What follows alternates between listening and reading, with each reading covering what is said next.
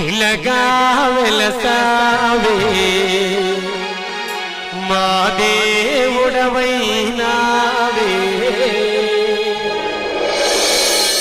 మా స్వామి తెలియక వెంకటేశ్వర స్వామిని పక్కన పెట్టేశారు.